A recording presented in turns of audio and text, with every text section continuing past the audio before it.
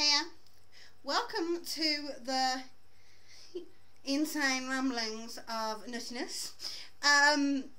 Obviously, I'm Nutty Ratchet, and this is just a few things that have been spinning around in my little mind for a while. Number one, the man they call Wrestling Jesus. A couple of things I just want to point out to you guys that you may not have quite figured out. One, this guy is actually a real wrestling fan. And as much as a few of you made stand up for WWE videos, he got more of you to make videos standing up for the companies you love than you did for that.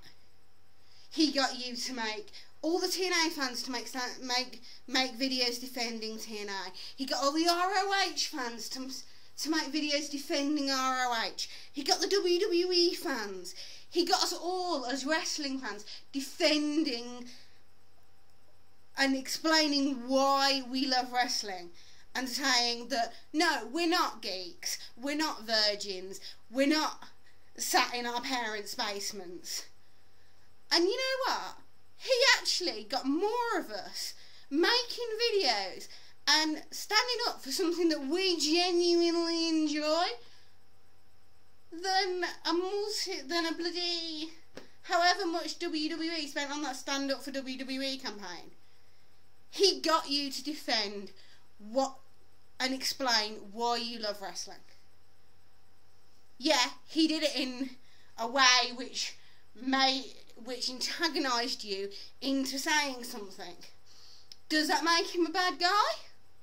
Does it make him a bad guy for switching sides to give you a nudge every so often and to remind you that you actually do love this and that there's a reason that you tune in every week?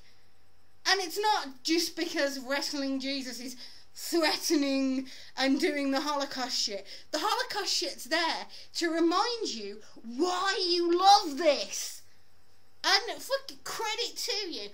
Credit to Nate. Credit to Wrestling Jesus. They found a way to make us start making videos and really seriously put some time and effort into defending something that we find genuinely entertaining. Well done, boys, is all I've got to say to you.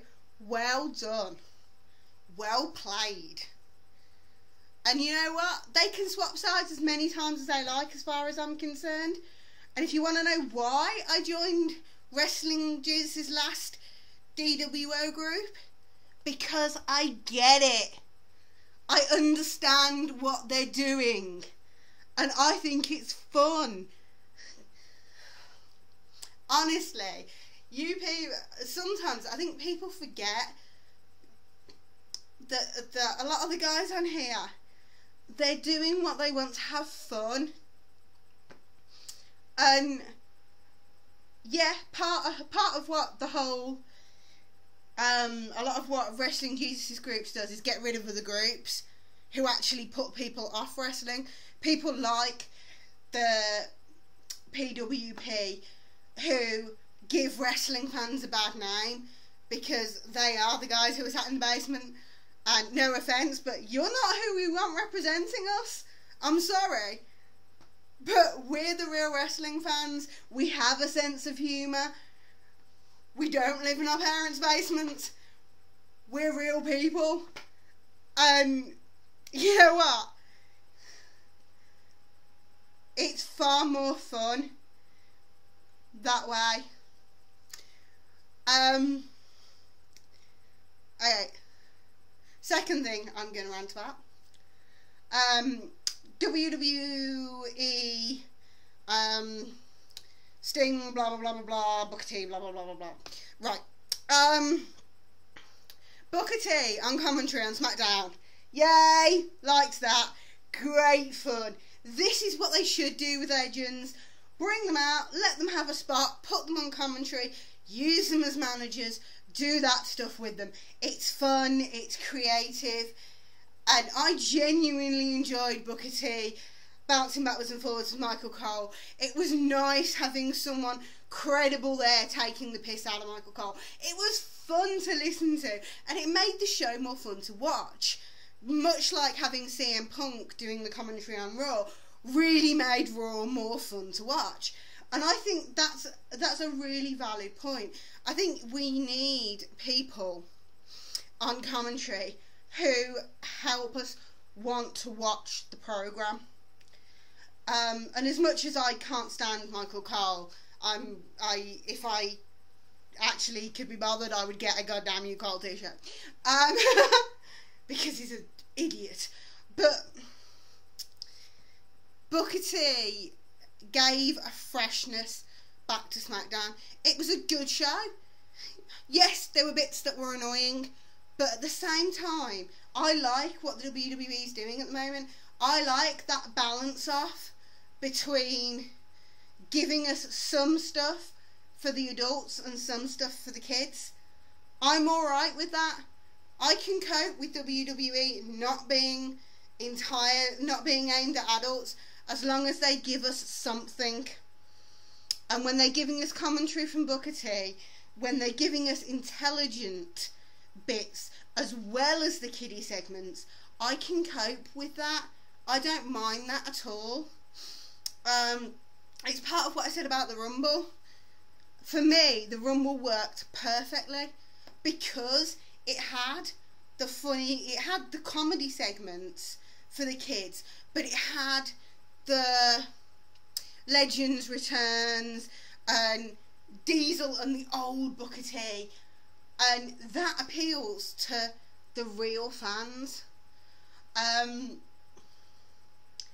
whole Sting thing, is Sting going to WWE, blah blah blah blah blah blah blah. It would be really funny if it was Kong, because everyone's assuming it's a guy. And honestly, if you watch it, how do you know that that's a guy exactly? Just curious. Because I can't tell.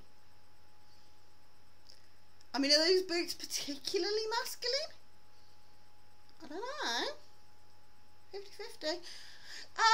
I personally, in my heart of hearts, would love to see Sting versus Undertaker at WrestleMania for the pure icon versus iconness of it. But I saw Undertaker 010's video, and he was going on about, oh, it can't be Sting, it can't be Sting, there's never no way it's ever going to be Sting. And I was sat there thinking about it. He's going, and he was saying his argument for it was that he doesn't want to be in wrestling anymore, and he wasn't going to sign another contract with TNA. Okay. So, if you're in a chosen field, and it's the end of your career, and you have a choice of ending your career on a small stage, which isn't seen that much, with a company that hasn't exactly been brilliant to you, or you can go get a massive paycheck and end your career on the biggest stage that your chosen profession has. I know which I'd do. Just giving you the common sense side of it, because I think a lot of people have been like, it's never going to happen, it's never going to happen. Why not? That's my question for you. Give me one valid reason why a guy would not want to end his career on the biggest stage wrestling has as a one-off match. Because seriously, I don't see the logic in saying it could never happen. I mean, I know that he didn't want to go to WWE just post the WCW thing, because they weren't telling him what they were going to do with him. They weren't giving him any guarantees, and he was like, no, screw that, I'm too good to get misused. There is a difference between that and being offered a match on the grandest stage of them all. If they're giving him that chance, if they've offered him that chance, he would be an idiot not to take it. Just a thought. Right. Where else? Oh, I've just I actually did a video about TNA. Absolutely love the twist at the end of Impact this week. I did a mark out video about it, so you can go and watch that as well. Actually, I might put a link to that on this as like an annotation thingy that says watch here. Okay, so that's my ramblings for now. This was Nutty Talk, and I shall catch up with you guys soon. Be good.